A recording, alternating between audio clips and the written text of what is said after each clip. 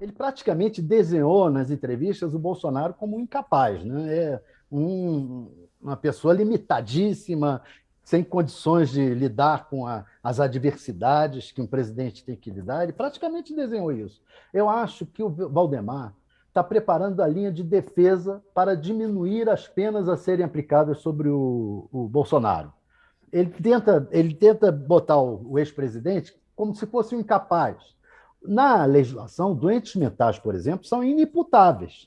Se for uma incapacidade parcial, me parece ser onde o Valdemar está querendo colocar o Bolsonaro, a pena é diminuída. Então, acho que ele tá colocando uma situação em que o Bolsonaro pode ter a pena diminuída. Esse negócio da Michelle é muito curioso, porque ela e o Valdemar não se davam, aliás, se odiavam.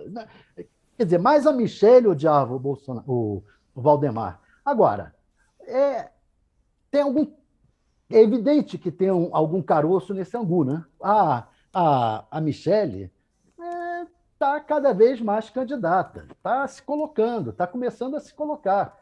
Já se colocou lá, quando ela viu que sabia falar, que tinha algum carisma, etc., ela já estava se colocando.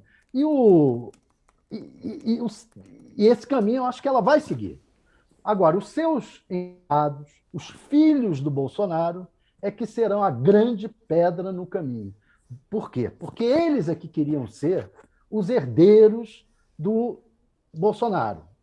Eles vão ser pedra no caminho da Michelle, do Tarcísio e de qualquer um que apareça. O Carlos vai bater de frente, o Eduardo vai bater de frente, o Flávio vai, todos vão, olha, vem cá, esse lugar não era da gente, eles queriam ser uma dinastia, estavam se preparando para isso. Né? Infelizmente, para eles, o plano não deu muito certo. E aí começa a aparecer Michele, Tarcísio, Zema, outras coisas. Ficou 5, 6 dias sem comer, Madeleine. Ficou um pó, pensou que ele ia morrer. Morrer porque perdeu a Isso- eleição. mas isso aí é uma técnica, né, do Valdemar Costa Neto, de contar a realidade de forma que ela pareça ridícula, absurda, para minimizar as coisas que realmente são importantes e que acontecem, e para tentar negociar uma saída do papel que ele fez ao ajudar o golpismo bolsonarista com o processo, ele está enrolado, e isso e aquilo. Ele faz muito bem, porque um dos sentimentos que mais movem a pessoa é um sentimento que não tem o nome em português, tem em alemão, é Schadenfreude. Isso é uma coisa muito poderosa na internet hoje, que é a alegria que a pessoa sente, não é a alegria, é a realização, a plenitude, quando aquele que você odeia se dá mal.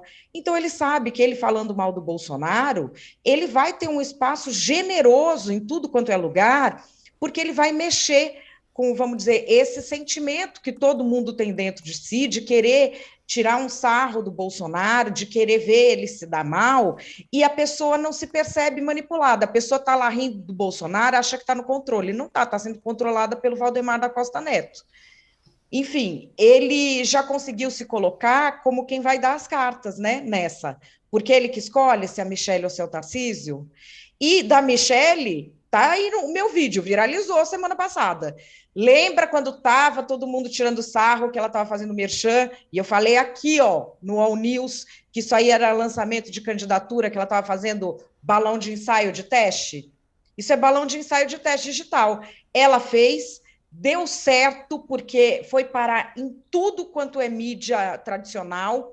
Isso nas redes sociais foi um arraso, porque ficou uma briga do Tim Michele contra a pessoa que se sente muito feliz porque ela está tirando sarro que a Michelle faz merchan. Então, isso gerou para ela um engajamento monumental. E engajamento hoje é o que te dá poder econômico e político. E o dela virou.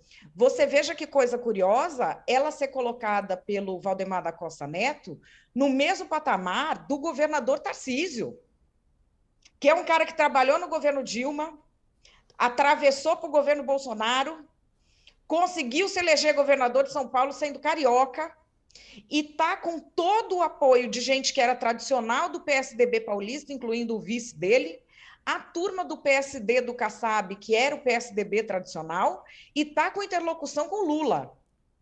Isso tudo da biografia do cara, o Valdemar Costa Neto equiparou o quê? Ao engajamento e ao poder de encantamento da Michelle. E passou batido.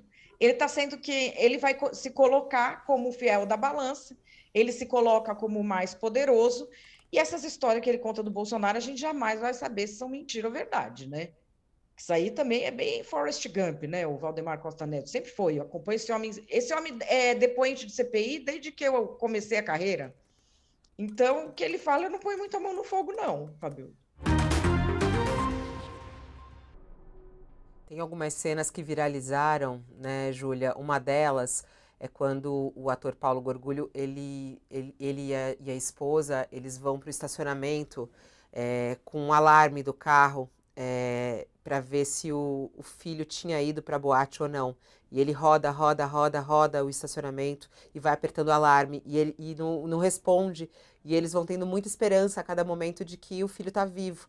Até que no final, né, o alarme do carro toca e ele percebe que o filho estava entre os mortos. Essa foi uma das cenas que mais viralizou, assim, porque virou muito comentário nas redes sociais, né? Uma cena muito forte, né? Muito. Essa cena é baseada numa história que está no livro da Daniela.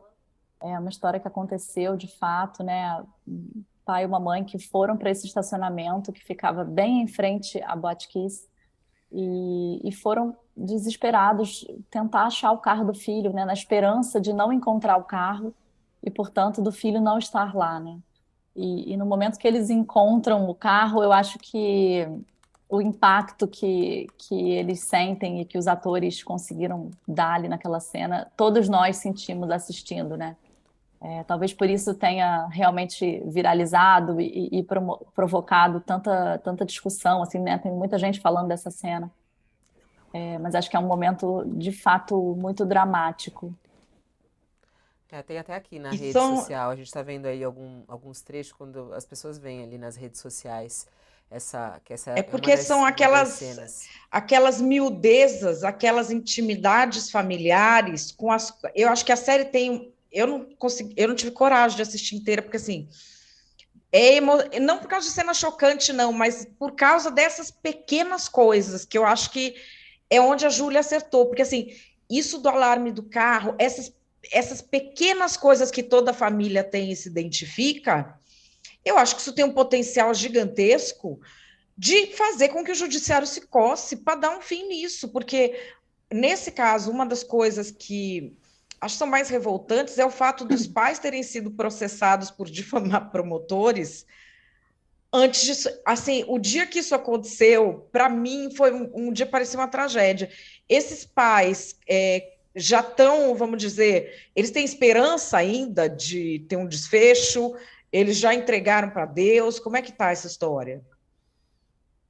Eu acho que eles não entregaram, acho que essas famílias, a associação de familiares de vítimas da tragédia segue ativa, segue em movimento, cobrando da justiça. Acho que eles não vão descansar enquanto a justiça brasileira não der uma resposta e não punir, né? Alguém tem que ser responsabilizado. Não é possível que 242 pessoas percam a vida no momento que foram celebrar numa festa e isso não tenha uma resposta da sociedade, né? Isso é uma coisa inacreditável.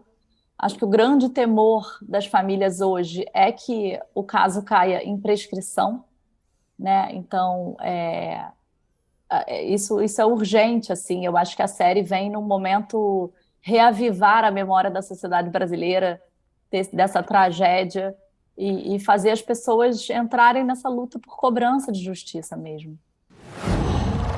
Qual